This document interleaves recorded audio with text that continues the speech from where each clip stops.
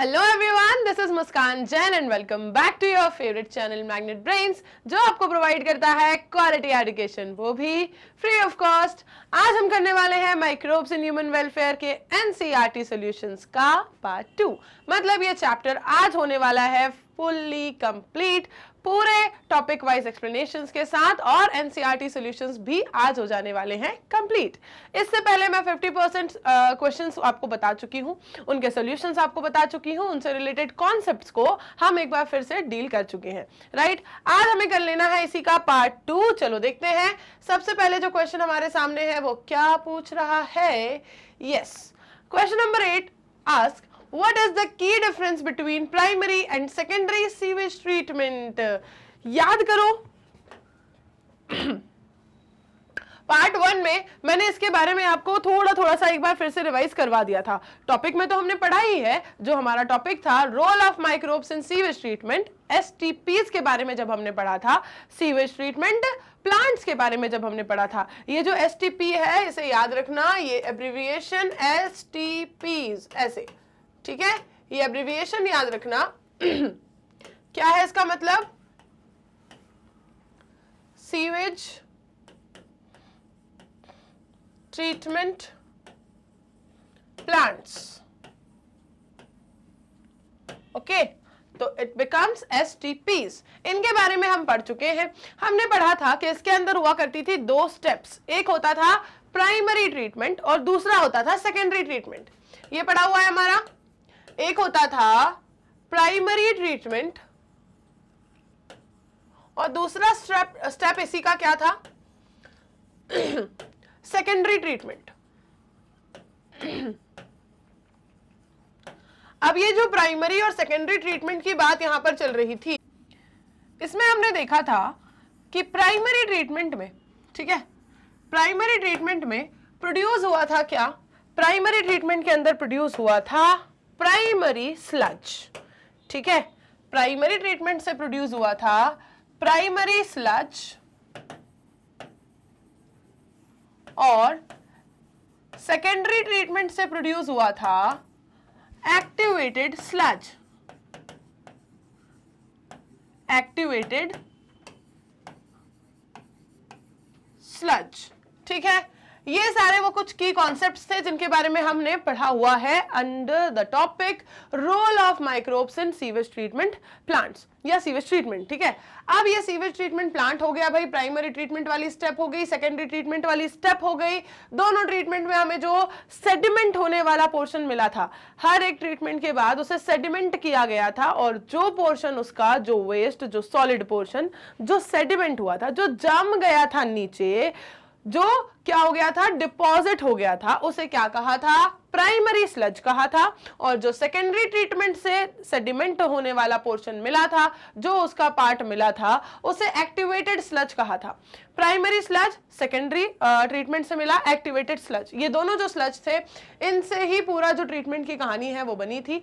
आपको ये चीज अगर याद है यहां तक, तो चलो स्टार्ट करते हैं इसका आंसर देना कि जो की डिफरेंस है प्राइमरी और सेकेंडरी सीवेज ट्रीटमेंट के बीच में वो क्या है। इन दोनों स्टेप्स के बीच का क्या की डिफरेंस है उसे देखते हैं। अगर इसका स्क्रीनशॉट आप लेना चाहो तो ले सकते हो। यही वो इंपॉर्टेंट पॉइंट्स हैं जो आपको देखने होते हैं सीवेज ट्रीटमेंट प्लांट्स के बारे में। जल्दी से देख ले एक बार, उसके बाद स्टार्ट करते हैं। आंसर कैसे फ्रेम हो रहा है? Difference between primary and secondary treatment. See, start करते हैं answer. Yes, primary treatment involves physical removal of large and small particles. जो प्राइमरी ट्रीटमेंट था, इसके अंदर क्या हुआ था, इसको जरा हम कर लें पहले रंग बिरंगा, उसके बाद देखते हैं। प्राइमरी ट्रीटमेंट के अंदर क्या हुआ था? इसमें फिजिकल रिमूवल इन्वॉल्व था, ठीक है।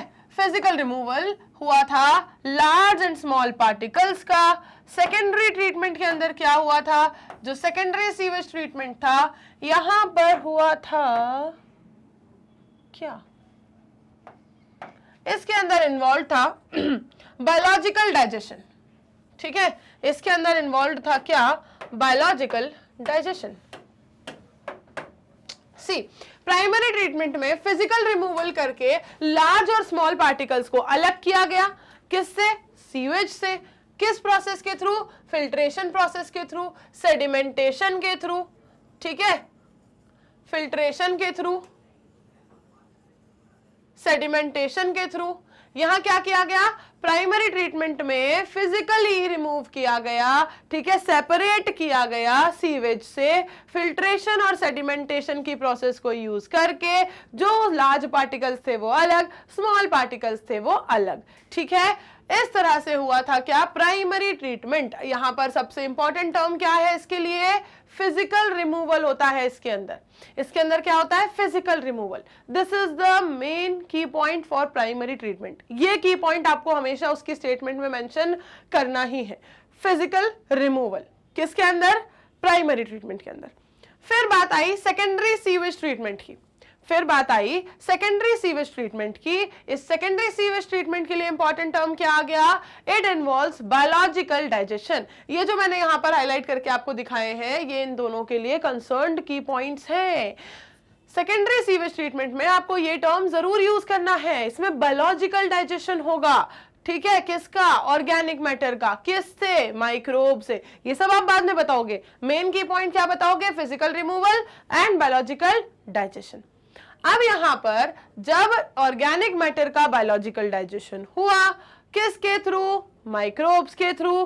प्राइमरी ट्रीटमेंट जो है वो कैसा है? इनएक्सपेंसिव है और रिलेटिवली लेस कॉम्प्लिकेटेड है। Primary treatment relatively less complicated तो है, पढ़ा हुआ है हमने। अभी मैं आपको पूरी प्रोसेस एक बार रिवाइज भी करवा दूंगी।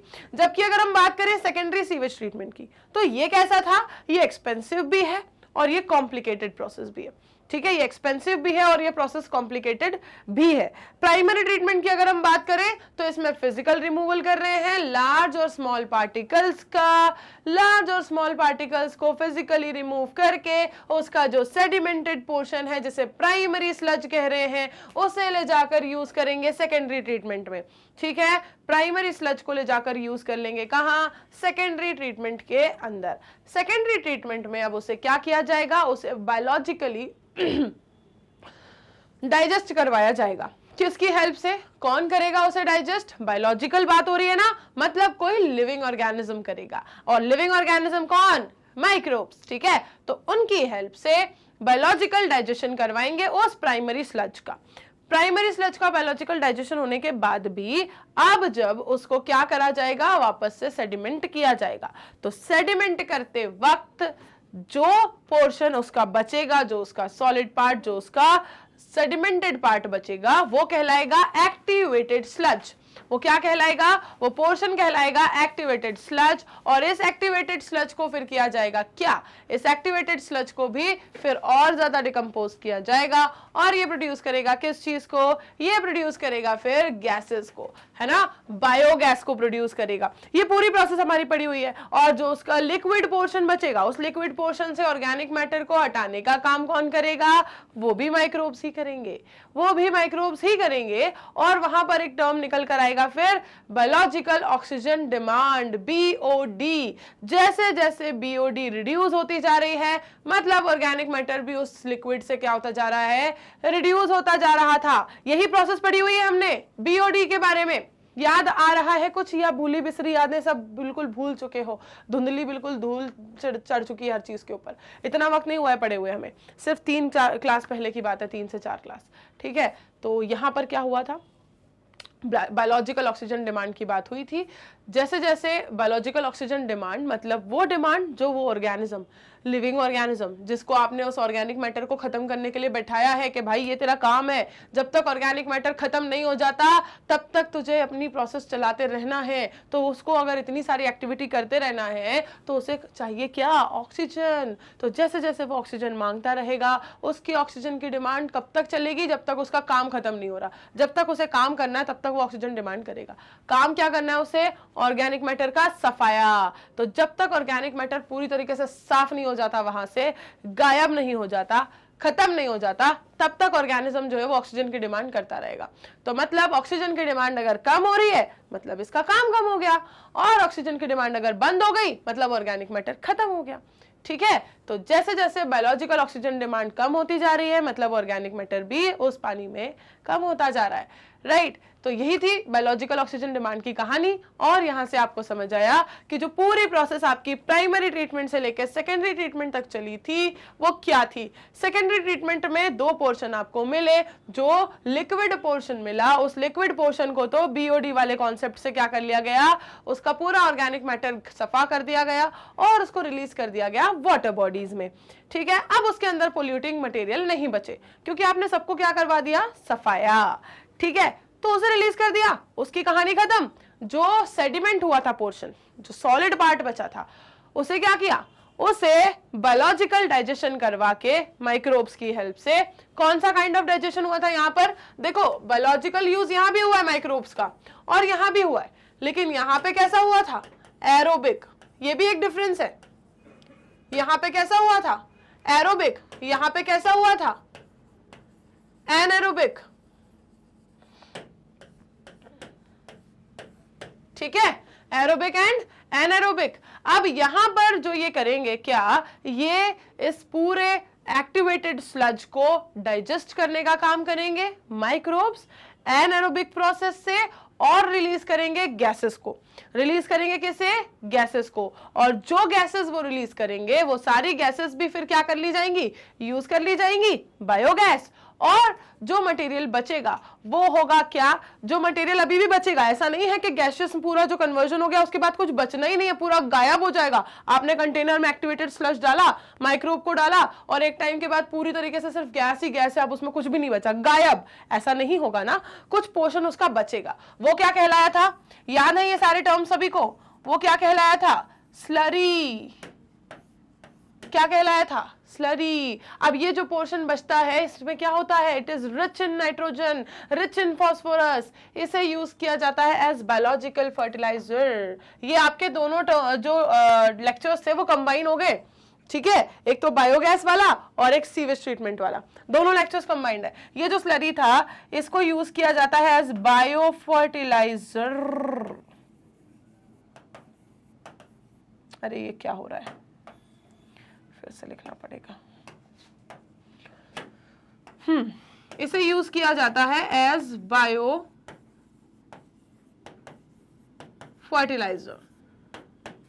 ठीक है, इसे यूज किया जाता है, क्यों, क्योंकि it is rich in nitrogen and phosphorus, rich in nitrogen, phosphorus etcetera. सिर्फ दो ही थोड़ी होते हैं, और भी बहुत सारे उनके पास मिनरल्स होते हैं। ठीक है, तो भाई इस तरह से इनको फिर यूज कर लिया जाएगा। अब ये बताओ पूरा का पूरा पोर्शन जो है वो सब कुछ यूजफुल मटेरियल में कन्वर्ट हो चुका है, इसी को तो कहते हैं ट्रीटमेंट प्लांट। यही तो काम होता है ट्रीटमेंट प्लांट का, यही तो काम था इन दोनों स्टेप्स का।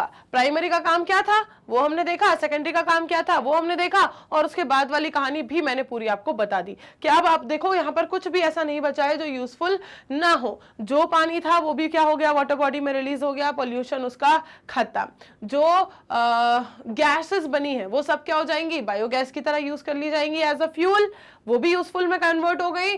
और जो बचा अब यहाँ पर स्लरी, वो यूज कर लिया जाएगा एज अ बायो फर्टिलाइजर, जो कि बहुत बहुत बढ़िया काइंड ऑफ फर्टिलाइजर है। ठीक है, जिसका कोई दूसरा हार्मफुल इफेक्ट नहीं है एज कंपेयर टू केमिकल्स। ठीक, तो बस अब सब कुछ यूजफुल में कन्वर्ट हो चुका है। इस तरीके से चलता था ये ट्रीटमेंट। ठीक है, पूरा कॉन्सेप्ट रिवाइज करने की अपनी बात थी, वो अपन ने कर लिया। एक बार जरा इसका स्क्रीनशॉट ले लो। आगे बढ़ते हैं क्वेश्चन नंबर 9 की तरफ। क्वेश्चन नंबर 8 में आपको बताना था प्राइमरी और सेकेंडरी सीवेज ट्रीटमेंट का डिफरेंस। बेसिक डिफरेंस में जो टर्म्स यहाँ पर हाईलाइटेड है ग्रीन कलर से, बस वही बेसिक डिफरेंस है। प्राइमरी ट्रीटमेंट में है फिजिकल रिमूवल, सेकेंडरी ट्रीटमेंट में है बायोलॉजिकल डाइजेशन। ये मेन की टर्म्स हैं। अगर आप ये टर्म्स यूज कर रहे हो इन दोनों को डिफरेंशिएट करने के लिए, मतलब आपका जो डिफरेंस है वो रहेगा बिल्कुल सटीक, एकदम एक्यूरेट। चलो आगे देखिए। Do you think microbes can also be used as source of energy? If yes, then how? क्या आपको ऐसा लगता है कि माइक्रोब्स को आप as a source of energy use कर सकते हो? अगर हाँ तो कैसे? चलो देखते हैं। देखते हैं। सबसे पहले तो ये देखते हैं क्या हम इन्हें यूज कर सकते हैं या नहीं। वैसे ये आंसर तो आप लोगों को भी देना चाहिए, क्यों ना मैं आपको 2, 5 या 10 सेकंड का वक्त दे दूं कमेंट बॉक्स को भरने के लिए। चलो जल्दी से बताओ, क्या आपको लगता है कि माइक्रोब्स को as a source of energy use किया जा सकता है? अगर हाँ तो कैसे? Do you all think that microbes can also be used as a source of energy? If yes, then how? फटाफट से बताएंगे। Yes. चलो देखते हैं क्वेश्चन नंबर 9 का आंसर क्या कहता है। Yes, microbes can be used as a source of energy. कैसे यूज कर सकते हो आप माइक्रोब्स को? जैसे हम बात करें bacteria as methane bacterium is used for the generation of gobar gas और बायोगैस। ठीक है, एनर्जी के सोर्स की बात हो रही थी ना, तो एनर्जी का सोर्स ही तो है। फ्यूल एनर्जी क्या है? एनर्जी नहीं है क्या? बस मिल रही है ना, किससे मिल रही है? वही जो मैंने अभी आपको बताया, प्राइमरी सेकेंडरी ट्रीटमेंट के बाद जो हम पहुंचे थे कहां पर, एक्टिवेटेड स्लज का जो गैसियस कन्वर्जन था, बस वही तो बायोगैस है, वही गोबर गैस है। इसमें हम बात कर रहे हैं यस, माइक्रोब्स को हम as a source of energy use कर सकते हैं। जैसे कि एक एग्जाम्पल लेंगे बैक्टीरिया का, such as methane bacterium, methanogen जिन्हें कह सकते हो आप, इन्हें यूज करते हैं हम for the generation of gobar gas और बायोगैस। मिथेनोजन्स भी लिख सकते हो मिथेनोजन्स भी लिख सकते हैं यहाँ पे हम।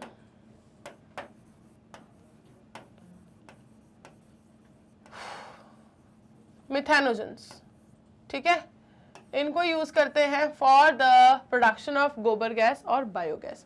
सेकंड अगर हम बात करें यहाँ पर अब कुछ कि जो बायोगैस का जनरेशन होता है ये कैसी है? ये एक एनारोबिक प्रोसेस है। अभी मैंने बताया था, अभी जस्ट मैंने लिखा था यहाँ पर कि पहले एरोबिक बाद में एनारोबिक डाइजेशन हुआ था सेकेंडरी ट्रीटमेंट में एक्टिवेटेड स्लज का। अभी लिखा था हमने यहाँ पर एनारोबिक था, बिना किसी एयर के वो क्या करते हैं, इस प्रोसेस को करते हैं और बनाते हैं गैसेस को।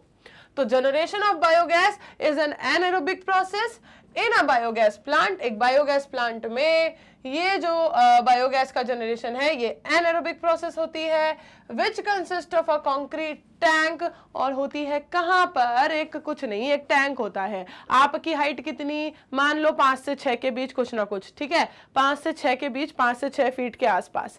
अब अपनी हाइट का कर दो डबल, ठीक है, उससे भी थोड़ा देख लेंगे भाई, थोड़ा सा और, ठीक है, अपनी हाइट का डबल बस जस्ट मान के चलो, बस उतना बड़ा एक कंक्रीट का टैंक है 12 से 13 फीट के आसपास का, ठीक है, 10 to 15 फीट की रेंज है उसकी, लगभग इतना जो होता है वो टैंक होता है। उस टैंक में डाल दिया क्या? बायो वेस्ट, है ना, उस टैंक में डाल दिया क्या? Bio waste. और उसमें होते हैं कुछ आउटलेट्स, हमने देखा था ना, कुछ आउटलेट्स जिनसे क्या होगा, फिर गैस को वापस लिया जाएगा बाहर और ट्रांसपोर्ट करवाया जाएगा, ठीक है। तो कुछ आउटलेट्स होंगे, कुछ इनलेट्स होंगे। तो ये होता है एक टैंक, कॉन्क्रीट टैंक। अगर आप उसकी हाइट देखोगे, ठीक है, उसकी डेप्थ देखोगे तो कितना? आपकी हाइट से डबल, ठीक है, मतलब आपके जैसे 2 इंसान वहां पर एक के ऊपर एक खड़े हो जाए, ठीक है, तो लगभग इतनी इसकी डेप्थ है, ओके, 10 to 15 डेप्थ। अब यहां पर ये चीज देखो कि ये जो जनरेशन हो रहा है बायोगैस का, इसके अंदर किस तरह से हो रहा है, जो मैंने अभी आपको पिछले आंसर में ही पूरी प्रोसेस बताई है, ठीक है, बस वही पूरा मैकेनिज्म है। आपको वहां पर देखो, ये वाला जो आंसर अपन ने देखा, यहां पर मैंने पूरा बता दिया आपको, ये सीवेज ट्रीटमेंट,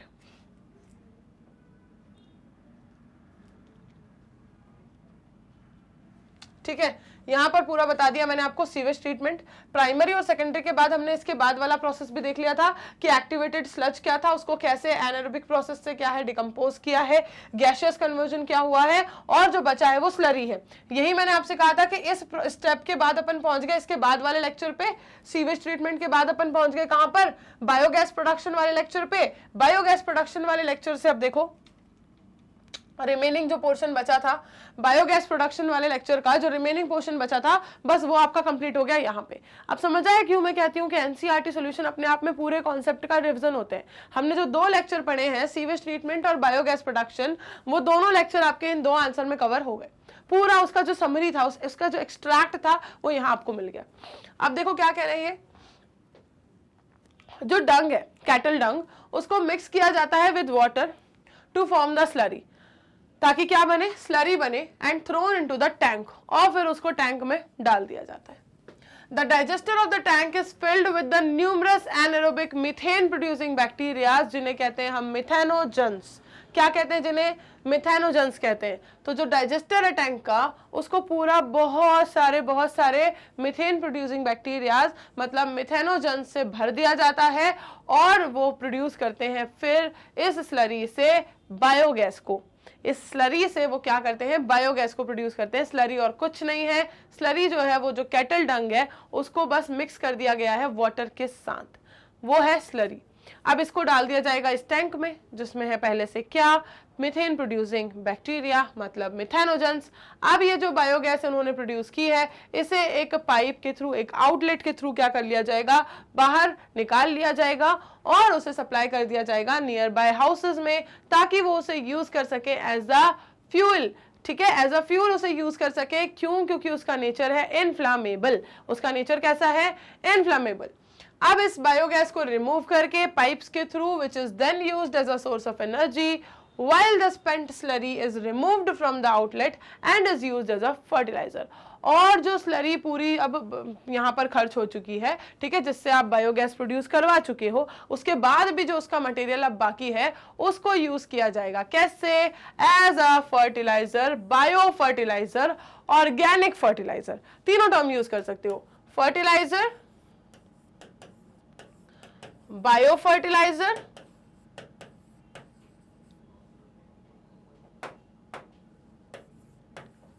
या ऑर्गेनिक फर्टिलाइजर।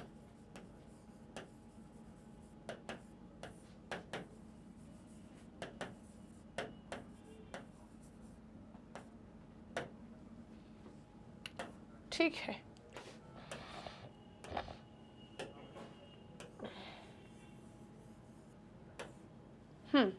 डन। यहां तक मैंने आपको जस्ट अभी रिवाइज भी करवाया था, और उसी से आपके ये दोनों क्वेश्चंस के आंसर भी फ्रेम हो चुके हैं, और साथ ही साथ आपने पूरा रिवाइज कर लिया है सीवेज ट्रीटमेंट प्लांट वाला आपका जो लेक्चर था, और बायोगैस प्रोडक्शन वाला लेक्चर। दोनों लेक्चर्स हमारे कंप्लीटली रिवाइज हो चुके हैं इन दो आंसर की बदौलत। चलो आगे बढ़ते हैं नेक्स्ट। सी क्वेश्चन नंबर 10 क्या कह रहा है, microbes can be used to decrease the use of chemical fertilisers and pesticides. Explain how this can be accomplished. Microbes को केमिकल फर्टिलाइजर और पेस्टिसाइड के यूज को डिक्रीज करने के लिए, ताकि उन्हें यूज ना किया जाए, और माइक्रोब्स को ऐसा कैसे हम यूज करें, ऐसा कौन सा माइक्रोब्स का यूज है जिसकी वजह से केमिकल फर्टिलाइजर्स और पेस्टिसाइड्स, इंसेक्टिसाइड्स, वीडिसाइड, इन सब का यूज जो है वो बंद हो जाए, कम हो जाए। How this can be accomplished, ऐसा कैसे किया जा सकता है, कैसे इस बात को पॉसिबल करवाया जा सकता है, ये आपको बताना था। तो इसमें तो कुछ बचा ही नहीं, क्योंकि मैंने जस्ट अभी ही बता दिया। मैंने आपको बताया कि बायो फर्टिलाइजर जो बचा है, जो स्पेंट स्लरी है, जिससे बायोगैस प्रोड्यूस हो चुकी है, और उसके बाद वाला जो उसका पोर्शन बाकी है, वो होता है क्या, वो होता है बायो फर्टिलाइजर। बहुत ज्यादा रिच होता है नाइट्रोजन, फास्फोरस और काफी सारी चीजों में, जो जरूरी है किसके लिए, सॉइल के लिए, और उसको यूज किया जाता है जब बायो फर्टिलाइजर, ऑर्गेनिक फर्टिलाइजर, और उसका कोई हार्मफुल इफेक्ट नहीं होता, जैसे कि इनका होता है, जैसे कि केमिकल फर्टिलाइजर का होता है। सॉइल को भी नुकसान करते थे, पढ़ा था हमने, किस किस को नुकसान दे रहे थे, सॉइल को भी पोल्यूट करते थे, उसकी फर्टिलाइजिंग कैपेसिटी कम कर देते थे, और क्या करते थे उसकी फर्टिलिटी कम कर देते थे, और क्या करते थे, जो वाटर है, ग्राउंड वाटर, उसे भी पोल्यूट करते थे, और ह्यूमंस को भी इन्फेक्शन कॉज करवाते थे, क्योंकि अगर किसी ने उस केमिकल इंसेक्टिसाइड वाला, पेस्टिसाइड वाला स्प्रे किया हुआ अगर कोई प्लांट खा लिया, कोई पालक का पत्ता तोड़ के खा लिया, उससे भी क्या हो सकते हैं, काफ़ी सारे एलर्जीज हो सकती हैं, काफ़ी सारे इन्फेक्शंस हो सकते हैं उस ऑर्गेनिज्म को, ह्यूमन बीइंग को भी या फिर एनिमल को भी। तो इतनी सारी इनसे डिजीजेस जो है, इतनी सारी प्रॉब्लम्स, इतने सारे हार्मफुल इफेक्ट इनके हो रहे थे। किसके? केमिकल फर्टिलाइजर के। कैसे कैसे? सॉइल को नुकसान, पानी को नुकसान, एनवायरमेंट को नुकसान, प्लांट को नुकसान और ह्यूमन को भी और एनिमल को भी, सबको ये कुछ ना कुछ प्रॉब्लम्स क्रिएट करके दे रहे थे। तो इनको यूज करने से अच्छा, जो लॉन्ग टर्म में इतनी ज्यादा प्रॉब्लम्स को क्रिएट कर रहे हैं, उससे अच्छा है कि हम यूज करें ऐसी चीज को जो क्या हो, जो सिर्फ हमारे डिजायर्ड मोटिव, हमारी रिक्वायरमेंट को फुलफिल कर दे लेकिन हार्मफुल इफेक्ट ना दे। और वो कौन है? वो है ऑर्गेनिक फर्टिलाइजर्स या बायो फर्टिलाइजर्स। जो है कौन से? जो हमने अभी देखे कि भाई स्पेंट स्लरी को भी यूज किया जा सकता है एज बायो फर्टिलाइजर। चलो अब फटाफट से देख लेते हैं आंसर कैसे फ्रेम किया इन्होंने। चलिए स्टार्ट करते हैं। Microbes can be used as bio fertilisers. Microbes को बायो फर्टिलाइजर की तरह यूज किया जा सकता है। Organisms that enrich the nutrient quality of the soil, वो ऑर्गेनिजम्स जो कि सॉइल की न्यूट्रिएंट क्वालिटी को बढ़ाते हैं। ठीक है। The main sources of bio fertilisers are, bio fertilisers का मेन सोर्स क्या है? बैक्टीरिया। बैक्टीरिया भी क्या करते हैं? बायो फर्टिलाइजर की तरह एक्ट करते हैं। फंगस भी करता है और साइनोबैक्टीरिया भी करता है। These are the main sources of biofertilizers। कौन कौन से? चलो जरा नोट डाउन तो कर लो इनको, बहुत देर से कुछ नोट नहीं करवाया मैंने। These are the main biofertilizers: bacteria, fungi and cyanobacteria. These are the main biofertilizers। Microbes को बायो फर्टिलाइजर की तरह यूज हम कर सकते हैं और ये क्या करेंगे? ये सॉइल की न्यूट्रिएंट क्वालिटी को एनरिच करेंगे, इंक्रीज करेंगे। मेन सोर्सेज हमारे पास कौन कौन से हैं? Bacteria, fungi, cyanobacteria. They help in increasing the fertility of the soil in many ways. और ये सॉइल की फर्टिलिटी को इंक्रीज करने में बहुत तरीके से हमारी हेल्प करते हैं। They help in so many ways. कौन कौन से सो मेनी वेज? जरा देख लो जरा, कौन कौन से सो मेनी वेज? सबसे पहला बात करें अगर राइजोबियम की, सबसे पहले बात करें अगर राइजोबियम की, तो rhizobium that forms nodules on the roots of leguminous plants. Rhizobium जो कि क्या करता है? लेग्यूमिनस प्लांट के नोड्यूल्स बनाता है। ठीक है, रूट्स पे, लेग्यूमिनस प्लांट्स की रूट पे जो नोड्यूल्स पाए जाते हैं वो किसकी वजह से?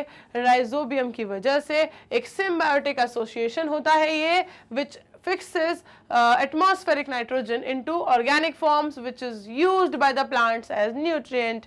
अब ये जो टर्म यहाँ पर यूज हो रहा है fixes atmospheric nitrogen, इसके बारे में मैंने आपको लास्ट लेक्चर में बहुत अच्छे से बताया था। ठीक है, लास्ट लेक्चर मतलब topic wise lecture. Atmospheric nitrogen को फिक्स करने का मतलब क्या होता है? ये कोई बल्ब है जिसको फिक्स कर दिया आपने? हाँ, फिक्स करने का मतलब क्या? आप ये भी कह रहे हो कि एटमॉस्फेरिक नाइट्रोजन मतलब नाइट्रोजन एटमॉस्फेयर में तो है, पता ही है हमें कि भाई एटमॉस्फेयर में क्या है? एयर। एयर क्या है? Mixture of gases. तो उसमें सब कुछ है, ऑक्सीजन भी है, नाइट्रोजन भी है, सब कुछ है। मिक्सचर ऑफ गैसेस में हम बात कर रहे हैं कि भाई एटमॉस्फेयर में नाइट्रोजन प्रेजेंट है, नाइट्रोजन को हम बोल रहे हैं कि फिक्सेस एटमॉस्फेरिक नाइट्रोजन। तो ऐसा क्या है एटमॉस्फेरिक नाइट्रोजन में जो खराब है या कुछ ऐसा है जिसको फिक्स करने की जरूरत पड़ रही है? क्यों? इस बात का मतलब क्या है? कभी सोचा आपने कि फिक्सेस एटमॉस्फेरिक नाइट्रोजन मतलब क्या? ये मैंने आपको पढ़ाया हुआ है। इसका मतलब होता है एटमॉस्फेयर में जो गैस है, सीधी सी बात है ना, एटमॉस्फेयर में एयर है, सब कुछ गैसियस फॉर्म में है। तो ये जो नाइट्रोजन है वो कैसी है? नाइट्रोजन कैसी है? गैसियस फॉर्म में। नाइट्रोजन कैसी है? गैसियस फॉर्म में। गैसियस नाइट्रोजन को कन्वर्ट करना किसमें? सॉल्यूबल नाइट्रोजन में। किसमें कन्वर्ट करना है गैसियस नाइट्रोजन को? सॉल्यूबल नाइट्रोजन में। इसे कहते हैं नाइट्रोजन को फिक्स करना, एटमॉस्फेरिक नाइट्रोजन को फिक्स करना। ये काम करते हैं कौन? बहुत सारे ऑर्गेनिज्म करते हैं। कम से कम हमने इसके 5 से 7 एग्जांपल्स देखे थे। ठीक है, उस लेक्चर में हमने इसके 5 से 7 एग्जांपल देखे थे जो आपके एनसीईआरटी में दिए हुए हैं हर जगह पर अलग अलग टॉपिक्स में, और उनको यूज किया जाता है। जैसे कि हमने पढ़ा था नॉस्टॉक के बारे में, एनाबेना के बारे में, ऑसिलेटोरिया के बारे में, राइजोबियम के बारे में। ये सब क्या करते हैं? ये सब करते हैं नाइट्रोजन फिक्सेशन। इससे क्या होता है, इसकी वजह से जो प्लांट्स हैं उनकी नाइट्रोजन की रिक्वायरमेंट फुलफिल हो पाती है, क्योंकि सॉइल में उनके लिए जो फॉर्म फेवरेबल है सोल्यूबल फॉर्म, उस सोल्यूबल फॉर्म में नाइट्रोजन कौन कन्वर्ट करके दे रहा है, यही बैक्टीरियाज करके दे रहे हैं। ठीक है, एटमॉस्फेयर की गैसियस नाइट्रोजन को, ठीक है, एटमॉस्फेयर की गैसियस नाइट्रोजन को सोल्यूबल नाइट्रोजन में कन्वर्ट करके सॉइल में डिसॉल्व करवाना। ये कहां पर है, एटमॉस्फेयर में।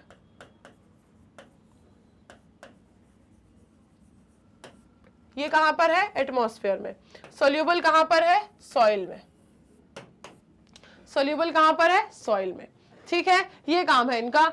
Then Azospirillum and Azotobacter fix atmospheric nitrogen while living freely and enriching the nitrogen content of the soil. ये भी atmospheric nitrogen को क्या करते हैं, फिक्स करते हैं, मतलब atmospheric nitrogen का फिक्सेशन करते हैं, मतलब सेम गैसियस नाइट्रोजन को soluble नाइट्रोजन में कन्वर्ट करके सॉइल की नाइट्रोजन एनरिचमेंट को बढ़ा देते हैं, उसको इंक्रीज कर देते हैं। कौन कौन, Azospirillum और Azotobacter, they also fix nitrogen, atmospheric nitrogen. यहां पर अगर किसी को ये चीज नोट डाउन करनी है तो एक बार फटाफट से कर लेंगे और उसके बाद बढ़ते हैं इसके आगे। चलिए आगे देखते हैं। See many members of the genus, next point क्या कह रहा है, many members of the genus Glomus fungi form symbiotic associations with plant known as mycorrhiza. ये जो plants के साथ symbiotic association बनाते हैं ये क्या कहलाती है, ये कहलाती है mycorrhiza। ठीक है, और ये करती क्या है, that absorption of phosphorus from soil and pass it to the plant. soil से phosphorus को absorb करना और उसे plant को pass कर देना। ठीक है, सॉइल से फॉस्फोरस को एब्जॉर्ब करना और उसे प्लांट को पास कर देना, ये इसका काम है। Absorption of phosphorus from soil and pass it to the plant, help the plants to develop resistance to root borne pathogens. इसकी वजह से, इस माइकोराइजा के होने की वजह से, इस एसोसिएशन के होने की वजह से, जो कि क्या है, एक फंगल सिम्बायोटिक एसोसिएशन है, इसकी वजह से जो प्लांट है वो एक रेजिस्टेंस डेवलप कर लेता है अपने अंदर रूट बॉर्न पैथोजन से। प्लांट अपने अंदर एक रेजिस्टेंस डेवलप कर लेता है रूट बॉर्न पैथोजन से, वो सारे पैथोजन, मतलब वो वाले डिजीज कॉजिंग ऑर्गेनिजम्स जो रूट से आ रहे हैं। अगर रूट से आने वाले माइक्रो ऑर्गेनिजम्स से ये क्या कर लेंगे, अपने अंदर रेजिस्टेंस डेवलप कर लेंगे, तो मतलब उनकी अब जो डिजीज होने के चांसेस थे, प्रोबेबिलिटी थी, वो क्या हो जाएगी, रिड्यूस हो जाएगी। ओके, तो this fungal association gives them what, proper amount of phosphorus from soil. और हमें ये क्या दे देता है, उन प्लांट्स को ये क्या देता है एसोसिएशन, उनके अंदर एक रेजिस्टेंस डेवलप कर देता है from the root borne pathogens, और साथ ही साथ इंक्रीज करता है, increase their tolerance to salinity and drought and thus help in overall increase in plant growth and development। इनकी जो salinity है, मतलब जो saline environment में bear करने की, exist करने की जो capacity है वो भी increase कर देता है, वो tendency को increase कर देता है। सूखे में भी इन्हें कम से कम कुछ वक्त तक, तो ये तो नहीं कि हमेशा जीवित रहेंगे, पर जब तक ये एसोसिएशन है तब तक ये उन्हें ड्रॉट वाली कंडीशन में भी क्या देता है, हेल्प प्रोवाइड करता है, सर्वाइव करने में हेल्पफुल होता है। ये सारे वो रीजंस हैं जिनकी वजह से, ये जो हमने ए, बी और सी करके कुछ पॉइंट्स देखे, जिसकी वजह से ये जो फंगल सिम्बायोटिक एसोसिएशन है माइकोराइजा, ये हेल्प करता है प्लांट को उसकी ओवरऑल ग्रोथ में, ओवरऑल डेवलपमेंट में हेल्प करता है। ठीक है, किस तरह से करता है, इन 3 मेजर्स के थ्रू। यहां पर ये समझ आया। अब नेक्स्ट क्या देख लेते हैं, एक और एग्जांपल देख लेते हैं, साइनोबैक्टीरिया। ये क्या है, साइनोबैक्टीरियाज वो ऑटोट्रॉफिक माइक्रोब्स हैं। ठीक है, साइनोबैक्टीरियाज वो ऑटोट्रॉफिक माइक्रोब्स हैं, जैसे कि एग्जांपल ने हम एनाबेना, नॉस्टॉक, ऑसिलेटोरिया, यही सारे एग्जांपल्स हमने पढ़े हुए हैं। थ्योरेटिकल एक्सप्लेनेशन के वक्त हमने एनसीईआरटी के यही एग्जांपल्स पढ़े हुए हैं। नॉस्टॉक, एनाबेना, ऑसिलेटोरिया का क्या करते हैं, ये सब फिक्स करते हैं एटमॉस्फेरिक नाइट्रोजन को in aquatic and terrestrial environment and also add organic matter to the soil and increase its fertility. ये soil का organic matter भी increase करते हैं, उसकी fertility को भी increase करते हैं और क्या करते हैं, एटमॉस्फेरिक नाइट्रोजन को फिक्स करके देते हैं, मतलब गैसियस को सोल्यूबल में कन्वर्ट करके देते हैं। ठीक है, ये सारा का सारा काम किससे हो रहा है, ये सब होता है साइनोबैक्टीरिया जो कि ऑटोट्रॉफिक माइक्रोब है उसकी प्रेजेंस से, उसकी हेल्प से। ठीक है, तो चलो एक ये मिल गया हमें यहां पर इसका यूजफुल इफेक्ट। और एग्जांपल क्या देख लिए यहां पर, एनाबेना, नॉस्टॉक, ऑसिलेटोरिया। चलो एक बार देख ले, हमने इसमें जितने भी पॉइंट्स देखे, माइक्रोब्स को कैसे हम केमिकल फर्टिलाइजर्स और पेस्टिसाइड्स का यूज जो है उसको डिक्रीज करने के लिए यूज कर सकते हैं और ये कैसे अकम्प्लिश किया जा सकता है। तो ये जितनी भी सारी रिक्वायरमेंट्स थी, ये सब अगर हमारी हेल्दी माइक्रोब से, ऑर्गेनिक फर्टिलाइजर से ही फुलफिल हो जाए तो हमें फिर जरूरत क्या है, केमिकल फर्टिलाइजर्स को यूज करने की। बताओ, अगर ये सारी रिक्वायरमेंट्स हमारी ऐसे ही फुलफिल हो जाए तो क्या जरूरत है हमें कि हम केमिकल फर्टिलाइजर्स को यूज करें या पेस्टिसाइड्स को यूज करें, जरूरत ही नहीं है, राइट। तो बस ये सारी चीजें हैं, ये सारे वो कुछ पॉइंट्स हैं जिनके बेसिस पर होता है क्या, जिनके बेसिस पर आप रिड्यूस कर सकते हो दुनिया में जो इतनी बेकार, इतनी ज्यादा हार्मफुल इफेक्ट्स को देने वाले केमिकल फर्टिलाइजर्स को यूज किया जा रहा है, उसका लेवल रिड्यूस हो जाएगा धीरे धीरे धीरे, क्योंकि आप यूज करना स्टार्ट कर दोगे ज्यादा मात्रा में किससे, बायो फर्टिलाइजर्स को, ऑर्गेनिक फार्मिंग को। ठीक है, चलो आगे बढ़ते हैं। क्वेश्चन इतना बड़ा, हाँ ऐसा लगा जैसे आंसर भी साथ में दिख रहा है। देखो क्या है इस क्वेश्चन के अंदर, पढ़ते हैं। 3 water samples namely river water, untreated sewage water and secondary effluent discharged from a sewage treatment plant are subjected और were subjected to BOD test. 3 sample of water है। पहले सैंपल में क्या है, एक रिवर वाटर। ठीक है, मान लो मैंने बना लिया एक बीकर,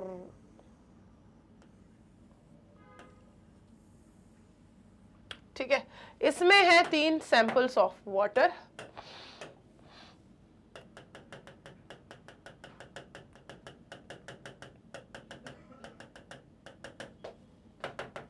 ये लाल देवी अपने आप प्रकट होती है, इसका आपके पास कोई दूसरा ऑप्शन नहीं है इग्नोर करने के अलावा। ठीक है, 3 samples of water we have. सबसे पहले सैंपल की अगर हम बात करें तो ABC लिख देते हैं, KBC लिख देते हैं, KBC। 3 सैंपल ऑफ वाटर में सबसे पहले रखा गया है क्या, रिवर वाटर। सेकेंड सैंपल में क्या है, untreated sewage water, untreated sewage water.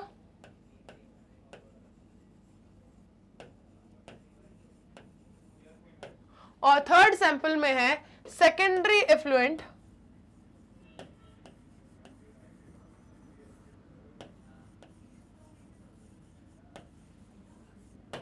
ठीक है, सेकेंडरी इफ्लुएंट जिसे कि डिस्चार्ज कर दिया गया था किससे, सीवेज ट्रीटमेंट प्लांट से। ठीक है, अब इन सब का किया जाएगा क्या, इन सब को देना होगा एक परीक्षा, इन सब को देनी होगी परीक्षा BOD। ठीक है, BOD टेस्ट देना होगा इन सबको। क्या होगा इस BOD टेस्ट से, क्या होगा इस BOD टेस्ट से। चलो अब ये तो हमने लिख लिया कि क्वेश्चन में क्या दिया हुआ है और इसके बाद वाली कंडीशन क्या बनने वाली है, हमने अभी सिर्फ ये समझ लिया। एक बार जरा आ जाओ, यहां देखो 3 वाटर सैंपल्स आपको दिए है ना। सबसे पहला रिवर वाटर, तो उसमें तो कुछ समझने की बात ही नहीं, नदी से गए आप बीकर भर के ले आए। ठीक है, रिवर वाटर का सैंपल है, कोई दिक्कत नहीं। अनट्रीटेड सीवेज वाटर है।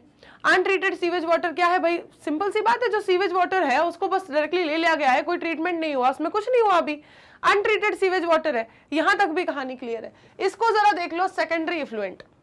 सेकेंडरी इफ्लुएंट ये क्या है? ये जो सेकेंडरी इफ्लुएंट है जिसको क्या कर दिया गया, डिस्चार्ज कर दिया गया है, किससे? ठीक है, देखो secondary effluent discharge from a sewage treatment plant, मतलब ट्रीटमेंट के बाद वाला। याद करो 2 स्टेजेस पड़ी हैं, primary treatment, secondary treatment. Primary treatment से जो रिलीज हुआ था वाटर, वो था प्राइमरी इफ्लुएंट, उसको यूज किया था फिर सेकेंडरी ट्रीटमेंट में, पूरा काम नहीं हुआ था वहां पर। फिर सेकेंडरी ट्रीटमेंट में जब उसको पूरा ट्रीट करने के बाद जब उस पानी को रिलीज किया, वो था आपका क्या, वो था सेकेंडरी इफ्लुएंट। ठीक है, वो सेकेंडरी इफ्लुएंट था।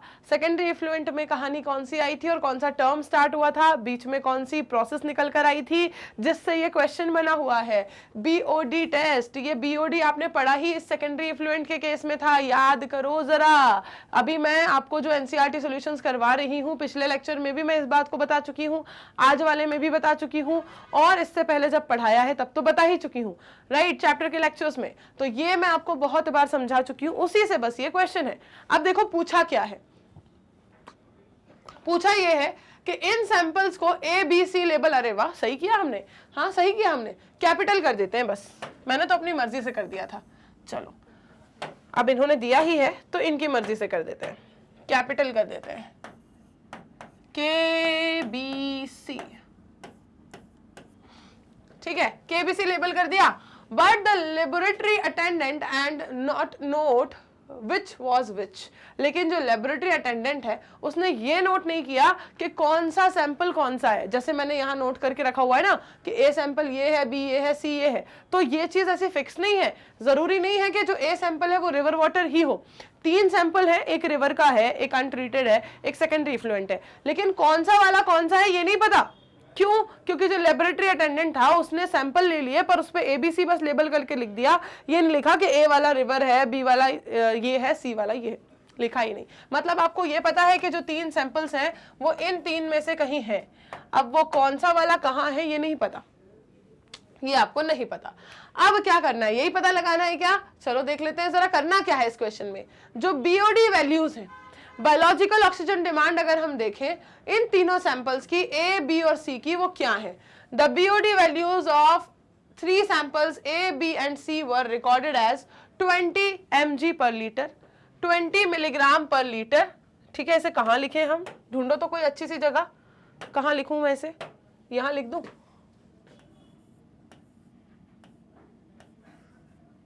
20 मिलीग्राम पर लीटर और 8 मिलीग्राम पर लीटर,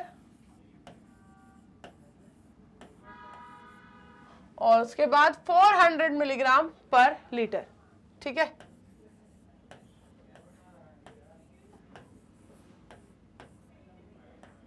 ठीक है, इस तरह से 3 अलग अलग बीओडीज यहां पर आपको वैल्यूज दी हुई हैं और ये फिक्स है, ए बी और सी की ही है ये। ठीक है, रिस्पेक्टिवली लिखा है ना, A B and C were recorded as 20, 8 and 400 respectively. ठीक है, तो ये ए की है 20, देन 8 एंड देन 400, ये इसी की है यहाँ। ठीक है, अब करना क्या है ये तो बता दो, which sample of the water is most polluted. अच्छा, तब से नहीं पूछ सकते थे, इतनी देर बाद बताया कि बताना, मतलब क्वेश्चन में करना क्या है, आपको ये बताना है कि इन तीनों सैंपल में से सबसे ज्यादा मोस्ट पोल्यूटेड वाला सैंपल कौन सा, आपको पता लगाना है। मोस्ट वांटेड, मोस्ट पोल्यूटेड का पता लगाना है आपको मोस्ट पोल्यूटेड का पता लगाना है। आपको बीओडीज दी हुई है, आपको एक अंदाजा लगाने के लिए कि सैंपल कहां से उठाए हैं वो पता है, कौन सा क्या है ये आपको नहीं पता, बीओडी वैल्यूज आपको पता है। तो can you assign the correct label to each assuming the river water is relatively clean. और आपको एक हिंट भी दे दी, एक हिंट भी दे दी आपको, एक हिंट भी दे दी आपको। ठीक है, ये बोला कि क्या आप इन्हें करेक्ट लेबल दे सकते हो कि कौन सा सैंपल कौन सा है, सबसे ज्यादा पोल्यूटेड कौन सा है, क्या आप ये बता सकते हो? मतलब आपको क्वेश्चन में करना क्या क्या है, एक तो आपको बताना है कि मोस्ट पोल्यूटेड, दूसरा आपको देनी है इन्हें करेक्ट लेबलिंग। अरे अरे लाल देवी, कभी तो रुक जाया करो। हाँ, करेक्ट लेबलिंग, फिर आ गई करेक्ट लेबलिंग प्रोवाइड करनी है, फिर आ गई बिन बुलाई मेहमान। हाँ, और क्या करना है? Each assuming the river water is relatively clean, ये एक हिंट है भाई कि रिलेटिवली अगर आप बात करोगे तो क्लीन कौन सा है, रिवर वाटर। अब हिंट भी आपके सामने है, हिंट को जरा कुछ अलग दिखनी चाहिए कि कुछ अलग चीज है, ये है ना, दिखनी चाहिए कि ये कुछ अलग चीज है। तो ये रही hint, the river water is relatively clean, ये क्या है, हिंट। ठीक है, अब इस क्वेश्चन को मैंने आपके लिए अभी तक सिर्फ यहां पर आसान किया है, बताया मैंने कुछ नहीं है और ना ही मैं अभी बताऊंगी, मैं दूंगी आपको 10 सेकंड। ठीक है, देखो यहां पर मैंने सब कुछ लिख दिया है कि बीओडी टेस्ट करना है, 3 बीकर है। ठीक है, बीओडी टेस्ट की जो रिजल्ट आई है वो भी बता दी है, 28 और 400 ये इनकी वैल्यूज है। मोस्ट पोल्यूटेड पता करना है, करेक्ट लेबलिंग बतानी है और हिंट है ये। चलो ले लो भाई 10 सेकंड, बताओ 10 सेकंड में क्या करके दिखा सकते हो, जल्दी से। चलिए देखेंगे तीनों सैंपल्स, हिंट को यूज करके आंसर कैसे देना है, कोशिश तो करो भाई। चलो स्टार्ट करें, स्टार्ट करें या पहले इरेज करें, पहले स्टार्ट करते हैं। चलो पहले देखेंगे यहाँ, अरे वाह सब कुछ क्या परफेक्टली फिट हुआ, कहीं कुछ ओवरलैप नहीं, बस ये हिंट को उड़ा देते हैं। चलो देखो सैंपल ए जिसका बीओडी है 20 mg per liter is secondary effluent discharged from a sewage treatment plant। वो क्या है, वो है secondary effluent जो कि एक कहाँ से डिस्चार्ज हुआ है, सीवेज ट्रीटमेंट प्लांट से डिस्चार्ज किया गया है। और सैंपल बी क्या है, 8 मिलीग्राम पर लीटर, ये क्या है, रिवर वाटर। उन्होंने कहा ही था कि रिलेटिवली सबसे लेस वाला जो है तो वो रिवर वाटर होना था, ये हिंट आपको मिल गई थी। अब सैंपल सी, ठीक है, ये वाली तो आपको हिंट दी हुई थी, अब आपको बस बताना था मोस्ट और लीस्ट।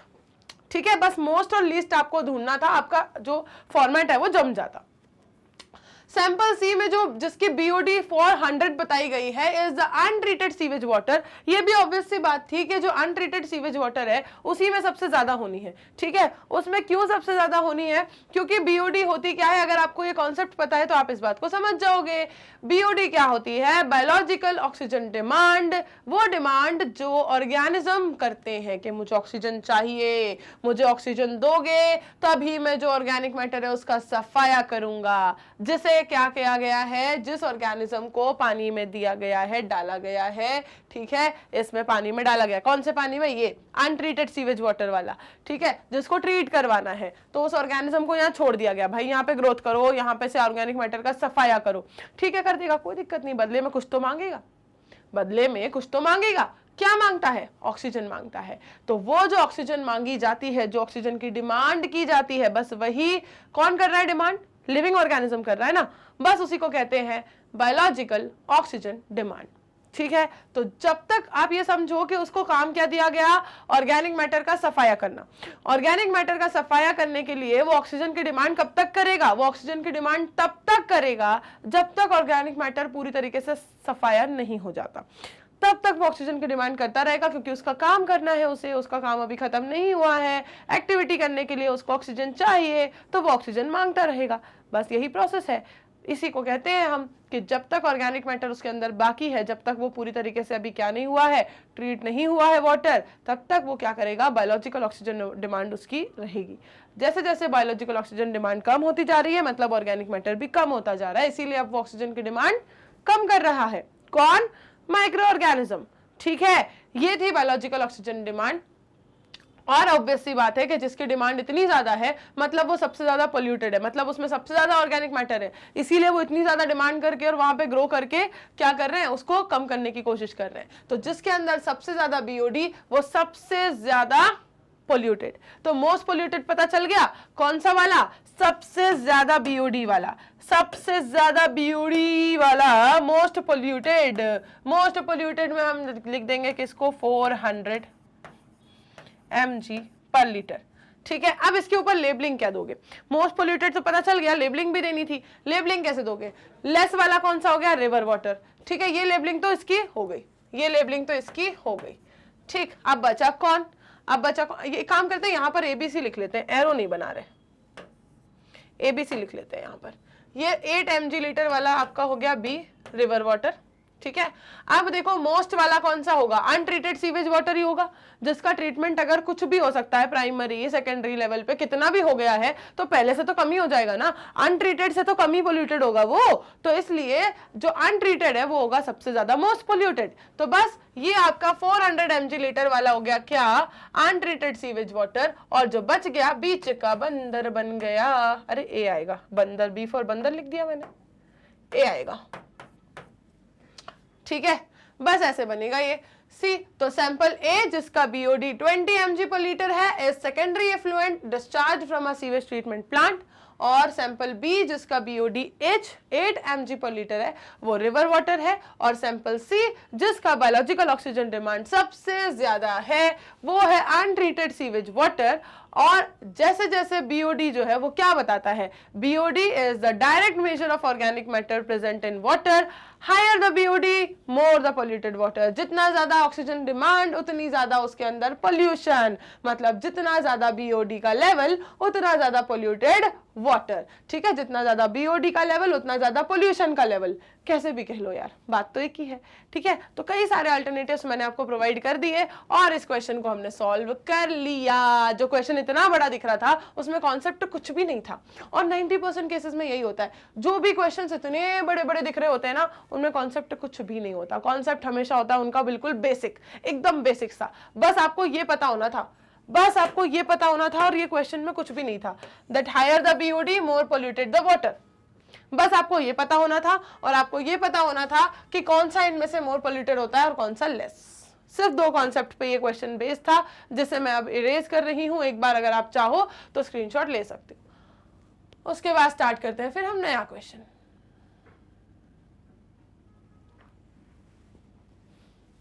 चलिए see question number 12, find out the name of the microbes from which cyclosporin A एक इम्यूनोसप्रेसिव ड्रग जो कि होता है, और स्टेटिन्स जो कि ब्लड कोलेस्ट्रॉल लोअरिंग एजेंट्स होते हैं, इन दोनों को ऑब्टेन किया जाता है किस माइक्रोब से। Find out the name of the microbes from which cyclosporin A जो कि एक इम्यूनोसप्रेसिव ड्रग है, और स्टेटिन्स जो कि ब्लड कोलेस्ट्रॉल लोअरिंग एजेंट्स होते हैं, इन्हें ऑब्टेन किया जा रहा है। जल्दी से बताएंगे एक बार।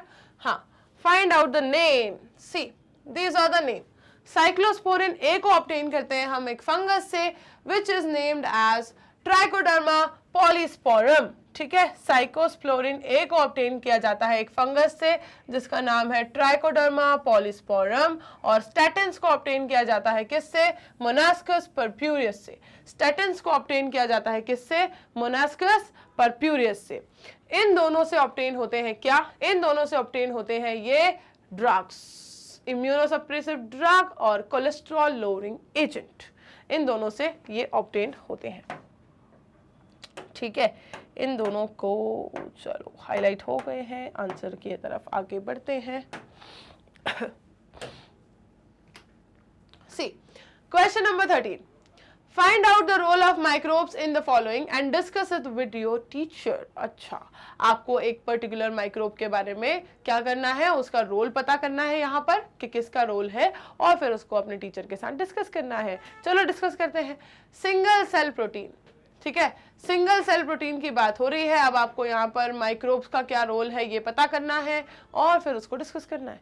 देख लेते हैं भाई, सिंगल सेल प्रोटीन की कहानी में माइक्रोब्स का क्या रोल है। सी माइक्रोब्स का रोल देखो, this refers to harmless microbial cells, जो सिंगल सेल प्रोटीन की बात हो रही है, this refers to harmless microbial cells that can be used as an alternate source of good protein, जिसे एक गुड प्रोटीन का अल्टरनेट सोर्स भी माना जा सकता है। गुड प्रोटीन बात कर रहे हैं अपन किसकी, सिंगल सेल प्रोटीन, नहीं यार ये नहीं है, ये वाला, हाँ सिंगल सेल प्रोटीन SCP। एक सिंगल सेल प्रोटीन SCP का मतलब होता है हार्मलेस माइक्रोबियल सेल्स, जिन्हें यूज कर सकते हैं हम as a alternate source of good protein, just like mushrooms, जो कि क्या है, एक फंगस है, is eaten by many people, and yeast जिससे इश्यू किया जाता है by athletes as a protein source, ये उसे प्रोटीन सोर्स की तरह लेते हैं। ये सब कुछ आपका पढ़ा हुआ है और इन सब के बारे में आपने बहुत सारे ऐसे फूड्स के बारे में भी पढ़ा हुआ है। क्लास 11th के अंदर आपने बहुत सारे ऐसे फूड्स के बारे में भी पढ़ा हुआ है, जैसे कि बात होती है किसकी, और अगर हम बात करें यहीं पर आपने जो आपका सबसे पहला चैप्टर पढ़ा है पॉलन्स के बारे में आपने पढ़ा है, ठीक है, पॉलन बैंक्स, इन सब के बारे में आपने पढ़ा हुआ है कि काफ़ी सारी ऐसी चीज़ें हैं, नेचुरल प्रोडक्ट्स हैं जिनको यूज़ किया जाता है एज फूड सप्लीमेंट। जैसे हम बात करें स्पायरुलिना की, स्पायरुलिना को यूज़ किया जाता है, स्पेस पर्सन्स उसे यूज़ करते हैं ताकि वो क्या कर सकें, एक न्यूट्रिशियस फूड जो उन्हें मिल सके और बहुत कन्वीनियंट से फॉर्म में, पाउडर्ड फॉर्म में वो मिल जाता है और बहुत ज़्यादा हाई रिच इन न्यूट्रिएंट होता है, ठीक है, हाईली न्यूट्रिएंट होता है वो। तो इन सब चीज़ों को यूज़ किया जाता है एज अ फूड। और अगर हम बात करें वैसे ही यहाँ पर सिंगल सेल प्रोटीन की बात हो रही है, तो this refers to harmless microbial cells, जैसे कि जिन्हें यूज़ किया जाता है alternate source of good protein की तरह, जैसे कि मशरूम को यूज़ किया जाता है, ठीक है, ये कैसा होता है, एडिबल होता है, सारे नहीं होते, कई सारे इसके क्या होते हैं, एडिबल फॉर्म्स होते हैं जिनको खाया जाता है, जो कि काफ़ी ज़्यादा बेनिफिशियल माने जाते हैं। ये हैं क्या, basically they are a fungus, basically they are fungus, ठीक है, मशरूम्स क्या है, बेसिकली फंगस है जिन्हें खाया जाता है, कई सारे लोग इन्हें खाते हैं। यीस्ट भी कई सारे एथलीट्स जो है वो यूज़ करते हैं, कंज्यूम करते हैं for as a protein source, ताकि उनकी प्रोटीन रिक्वायरमेंट जो है वो फुलफिल हो सके।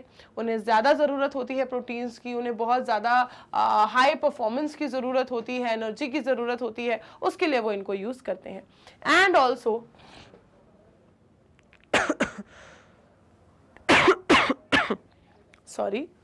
and also other forms of microbial cells can also be used as food rich in protein, mineral, fat, carbohydrate and vitamins।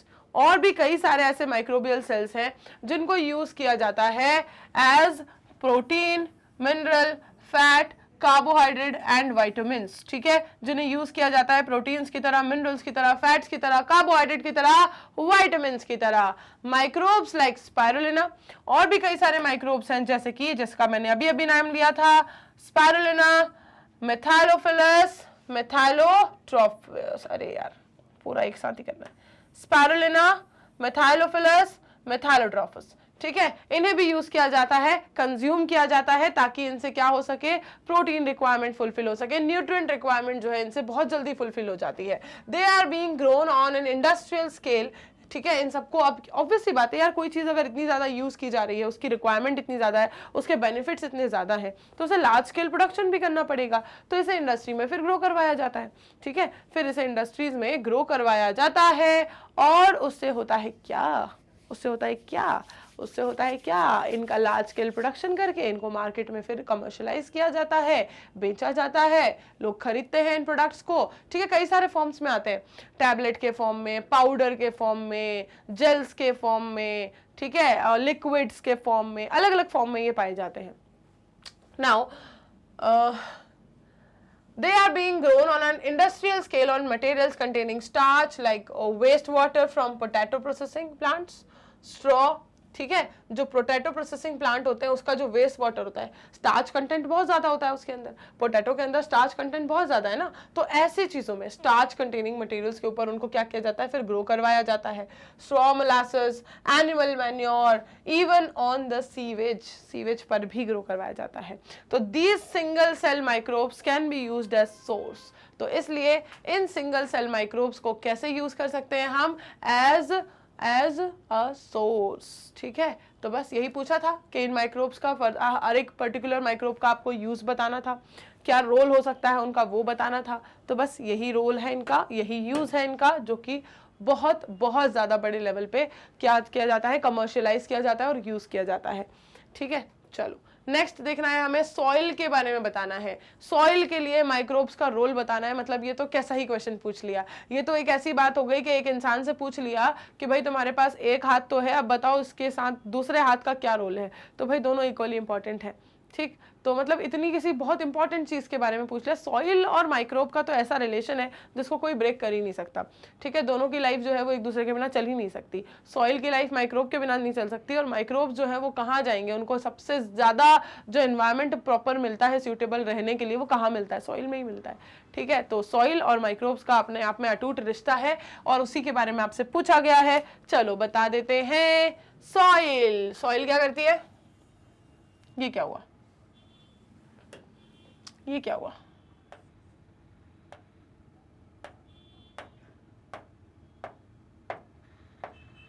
हाँ, सॉइल क्या करती है? ये microbes play an important role in maintaining soil fertility.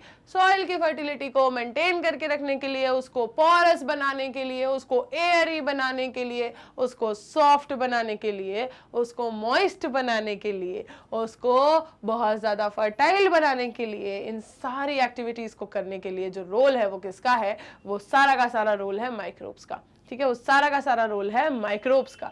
तो they help in formation of nutrient rich humus, ये एक nutrient rich humus बनाने में हेल्प करते हैं by the process of decomposition, decomposition की प्रोसेस के थ्रू।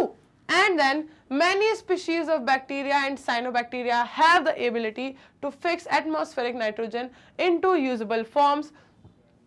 अगर हम बात करें बैक्टीरिया और साइनोबैक्टीरिया की स्पीशीज की, तो कई सारी इनकी ऐसी स्पीशीज है, ठीक है। बैक्टीरिया और साइनोबैक्टीरिया की ऐसी कई सारी स्पीशीज है, ठीक है, जो जिनके पास ये एबिलिटी है कि वो नाइट्रोजन को फिक्स करके, एटमॉस्फेरिक नाइट्रोजन को फिक्स करके उसको यूजेबल फॉर्म में, मतलब सोल्यूबल फॉर्म में कन्वर्ट करके देती हैं प्लांट को। ये जो एग्जांपल हमने थोड़ी देर पहले ही पढ़ा हुआ है, राइजोबियम भी एक क्या है? सिम्बायोटिक बैक्टीरिया है जो कि पाया जाता है रूट नोड्यूल्स में लेग्यूमिनस प्लांट्स के, ठीक है।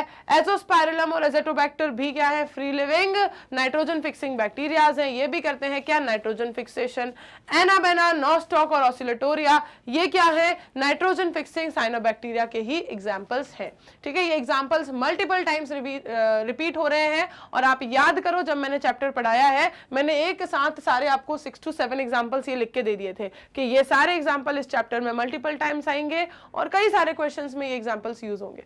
और बस देखो, आप आज एनसीईआरटी सॉल्यूशंस कर रहे हो, पिछले वाले पार्ट में भी आप कर चुके हो, और ये एग्जांपल हर एक आंसर में कहीं ना कहीं जाके फिट बैठ जाते हैं। किसी ना किसी आंसर में किसी ना किसी रोल के लिए इन एग्जांपल्स का काम आ जाता है, ठीक है, समझ रहे हो। और इससे अलग कोई एग्जांपल नहीं निकल के आ रहा, वही सेम एग्जांपल्स हैं, वही बार बार यूज हो रहे हैं अलग अलग क्वेश्चंस में। तो एक चीज को पढ़ के अगर आप उससे मल्टीपल क्वेश्चन बना सकते हो तो ऐसी चीजों को क्यों ही छोड़ना है, ये बताओ।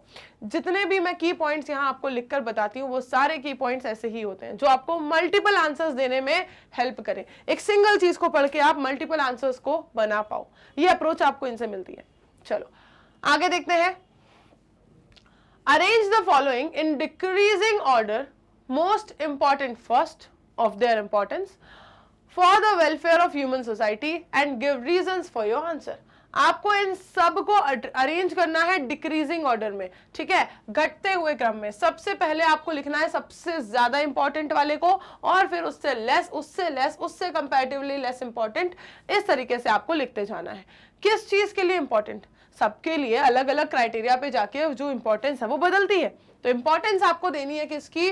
वेलफेयर ऑफ ह्यूमन सोसाइटी की। हाँ, ये आ गया आपका यूनिट का नाम, बायोलॉजी इन ह्यूमन वेलफेयर, ठीक है। तो ह्यूमन वेलफेयर में, ह्यूमन सोसाइटी के वेलफेयर के लिए इन सब में से सबसे ज्यादा इंपॉर्टेंट कौन है और लीस्ट इंपॉर्टेंट कौन है, इस तरीके से आपको डिक्रीजिंग ऑर्डर में से जमा के इसका आंसर देना है। चलो देखते हैं, बायोगैस कितनी ज्यादा इंपॉर्टेंट है, सिट्रिक एसिड कितना ज्यादा इंपॉर्टेंट है, पेनिसिलिन कितनी है और कर्ड कितना है। चलो बताएंगे जरा। आपको मैं देती हूं भाई 2 से 5 सेकंड, फटाफट से। ये 4 चीजें बस दी हुई हैं, 4 ही हैं, हाँ बस 4 चीजें दी हुई हैं। इनका डिक्रीजिंग ऑर्डर लगाना है, इंपॉर्टेंट वाला सबसे पहले और उससे कंपैरेटिवली लेस। एकदम यूजफुल तो, यूजलेस तो कुछ भी नहीं है, लेकिन मोस्ट यूजफुल से लेके लेस यूजफुल तक आपको बताना है। यूजलेस तो कुछ भी नहीं है, मोस्ट इंपॉर्टेंट से लेस इंपॉर्टेंट तक आपको बताना है।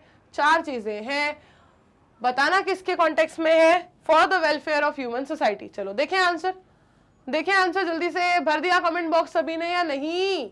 चलो देखेंगे आंसर।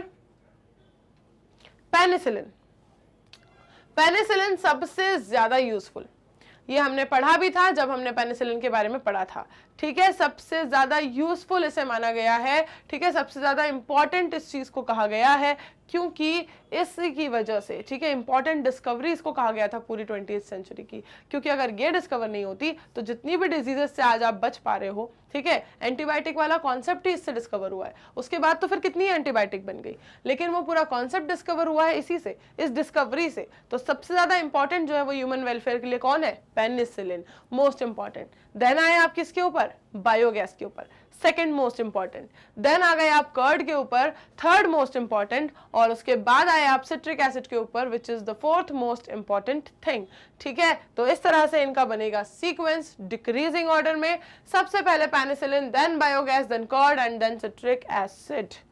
क्लियर है यहां तक? बताओ जरा एक बार, अगर इसका स्क्रीनशॉट लेना चाहते हो तो ले सकते हो, उसके बाद देखते हैं नेक्स्ट। चले सबके बारे में देख लें एक बार जरा जल्दी से। सी पेनिसिलिन क्या करता है ये?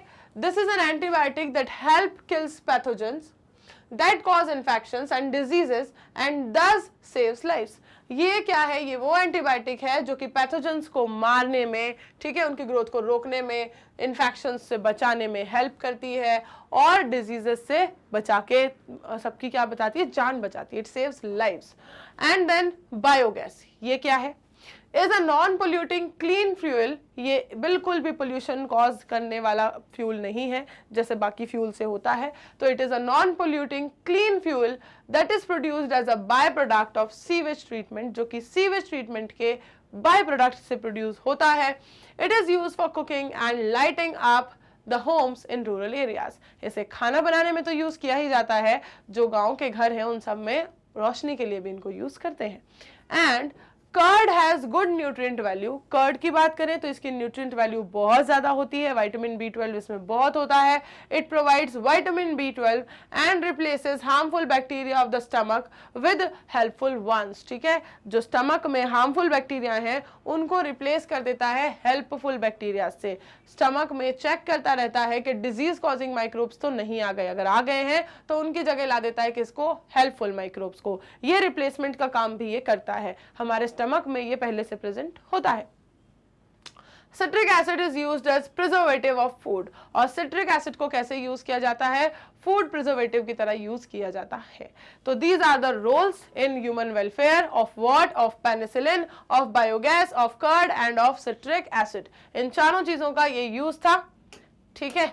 चलो क्लियर हुई ये चीज यहाँ पे? एक बार और देख ले जरा क्वेश्चन नंबर 15 को, फटाफट से देखेंगे। How do biofertilisers enrich the fertility of the soil? कैसे बायोफर्टिलाइजर्स सॉइल की फर्टिलिटी को इंक्रीज करते हैं, एनरिच करते हैं, ठीक है, और ज्यादा फर्टिलिटी उसकी बढ़ाते जाते हैं। कैसे बायोफर्टिलाइजर्स ये काम कर पाते हैं, क्यों कर पाते हैं, उनके पास ऐसा क्या है? तो क्या है ये तो मैंने आपको बता दिया। They are rich in nitrogen, rich in phosphorus and many other things. तो अब ये कैसे बनाते हैं, ठीक है, एक बार जरा देख ले इसका आंसर। चलो see, biofertilisers are living organisms which helps in increasing the fertility of soil. Biofertilisers क्या है? ये वो लिविंग ऑर्गेनिजम्स है जो सॉइल की फर्टिलिटी को इंक्रीज करने में मदद करते हैं, और साथ ही It involves the selection of beneficial microorganisms. ये beneficial microorganisms के selection में help करते हैं, that help in improving plant growth through the supply of plant nutrients. These are introduced to seeds, roots and soil to mobilize the availability of nutrients by their biological activity. ठीक है, इनको दिया जाता है, ठीक है, इन बायोफर्टिलाइजर्स को roots में, सीड्स में, ठीक है, सॉइल में डाला जाता है ताकि उससे क्या हो सके? उनकी बायोलॉजिकल एक्टिविटी जो है, वहाँ पर जो माइक्रोबियल एक्टिविटी है वो बनी रहे, ठीक है, और सॉइल जो है वो बहुत ज़्यादा फर्टाइल रहे, उसके न्यूट्रिएंट रिक्वायरमेंट जो है वो हमेशा क्या रहे? रिसाइकल होती रहे न्यूट्रिएंट सॉइल की, और प्लांट्स को जो है वो प्रॉपर न्यूट्रिएंट्स मिलते रहे। तो कई सारे मल्टीपल काइंड ऑफ फंक्शंस ये परफॉर्म करते हैं, और कई सारे इसके बेनिफिट्स भी हैं, ठीक है। किसके बेनिफिट की हम बात कर रहे हैं? हम बात कर रहे हैं माइक्रोब्स की। भाई बहुत ज्यादा ये हेल्पफुल होते हैं, जिनकी वजह से बनते हैं बायोफर्टिलाइजर्स। बायोफर्टिलाइजर्स का एक बहुत अच्छा एग्जांपल हमने पढ़ा हुआ है, जो कि था क्या? वो था स्पेंट स्लरी। जिस स्लरी को एक बार यूज किया जा चुका है बायोगैस बनाने के लिए, उसके बाद अब वो जो बची हुई स्लरी है वो होती है बहुत ही अच्छी बायो फर्टिलाइजर। ठीक है, it is also used as bio fertiliser, जिसमें ये सारी क्वालिटीज होती हैं और वो सॉइल की क्वालिटी को, फर्टिलिटी को इंक्रीज करते ही करते हैं और साथ ही साथ कोई नुकसान भी नहीं करते। ठीक है, कोई किसी तरीके का नुकसान भी नहीं पहुंचाते, ना ही प्लांट को, ना ही सॉइल को, ना ही वाटर को, ना ही ह्यूमन को और ना ही एनिमल को, किसी को कोई नुकसान इससे नहीं होता। ठीक है, चलो।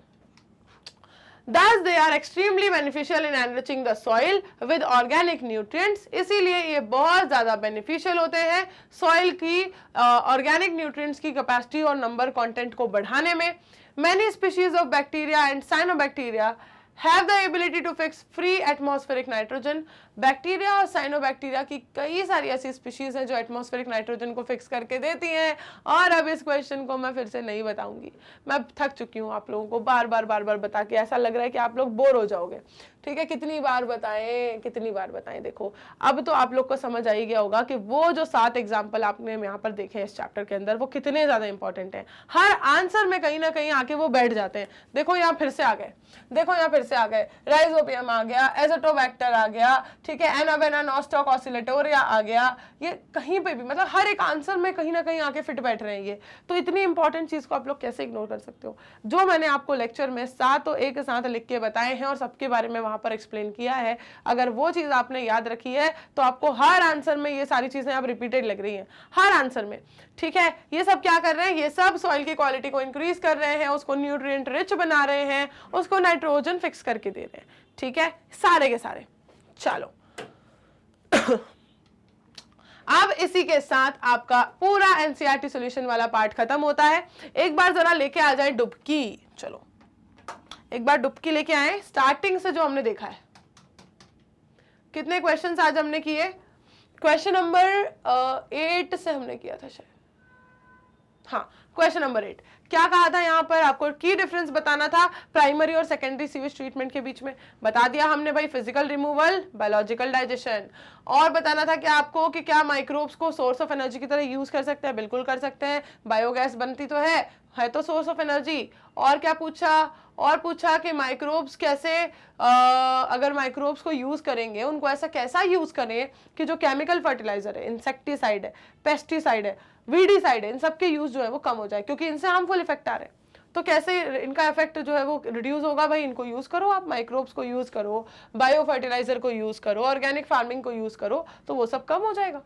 ठीक है, आपको दिया गया था क्या? 3 सैंपल्स अलग अलग, रिवर वाटर का, अनट्रीटेड सीवेज वाटर का, और आपको दिया गया था सेकेंडरी इफ्लुएंट का।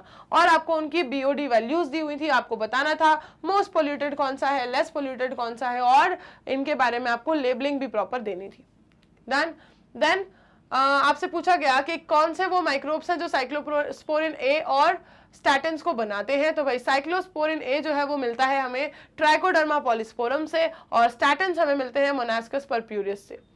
माइक्रोब्स का रोल हमें डिस्कस करना था सिंगल सेल प्रोटीन के केस में। तो सिंगल सेल प्रोटीन के केस में हमने देखा कितना इंपॉर्टेंट रोल है, कितने तरीके से इन्हें यूज किया जाता है। सॉइल में इनका क्या रोल है? तो भाई सॉइल में तो रोल है ही, ठीक है, टूट नाता है दोनों का। और पूछा गया आपसे कि डिक्रीजिंग ऑर्डर में जमाओ इन्हें ह्यूमन वेलफेयर के लिए इनकी इंपॉर्टेंस के अकॉर्डिंग। सबसे ज्यादा इंपॉर्टेंट वाला पहले और लीस्ट वाला थोड़ा उसके बाद सबसे ज्यादा इंपॉर्टेंट आएगा आपके लिए ह्यूमन वेलफेयर के लिए penicillin, then I biogas, then curd and then citric acid. फिर हमने उन सबके इंपॉर्टेंस बताए। लास्ट क्वेश्चन हमसे पूछा, how do biofertilisers enrich the fertility of soil. जो बायोफर्टिलाइजर्स है वो सॉइल की फर्टिलिटी को कैसे एनरिच करते हैं? तो भाई उसको न्यूट्रिएंट रिच बना के, उसको बहुत ज्यादा पोरस बना के, उसको एयरी बना के, उसकी जो रिचनेस है, उसका जो टेक्सचर है, उसकी जो मॉइस्ट कंडीशन है, उन सबको बनाए रख के, ठीक है, जो भी उसके ऊपर डेड मटेरियल आता है, डिकेइंग मटेरियल आता है, उस सबको डिकम्पोज करके, ठीक, उसका एटमॉस्फेरिक नाइट्रोजन को फिक्स करके देना, उसको फॉस्फोरस एब्सॉर्ब करने में हेल्प करना, ये उसको किसी डिजीज से, रूट बॉर्न डिजीजेस से रेजिस्टेंस प्रोवाइड करना। इस तरीके से क्या करते हैं ये लोग? सॉइल को और प्लांट को हेल्प प्रोवाइड करते हैं। कौन? माइक्रोब्स। ठीक, तो ये था हमारा आज का कंप्लीट लेक्चर। आज हमने कर लिया है माइक्रोब्स इन ह्यूमन वेलफेयर के पार्ट 2 को कंप्लीट, और इन दोनों ही पार्ट में जो आपने पूरे एनसीईआरटी सॉल्यूशंस कंप्लीट कर लिए हैं, इन पूरे एनसीईआरटी सॉल्यूशंस के साथ आज ये चैप्टर आपका कंप्लीट होता है। हमेशा जो मैं आपसे कहती हूँ बस वही कहने वाली हूँ कि चैप्टर कंप्लीट हो गया है, इसका मतलब अगले लेक्चर से स्टार्ट हो जाएगा एक नया चैप्टर, और नया स्टार्ट होने से पहले का कुछ भी इससे पहले वाले चैप्टर का बचना नहीं चाहिए। कोई भी लेक्चर मिसिंग है, कोई भी क्वेश्चन मिसिंग है, किसी भी टॉपिक में डाउट है, कोई भी अगर आंसर मिसिंग है, कोई एक भी चीज अगर बाकी है तो उसे कंप्लीट जरूर कर लेना। नया चैप्टर स्टार्ट होने से पहले पुराना कुछ भी हिसाब बचने मत देना।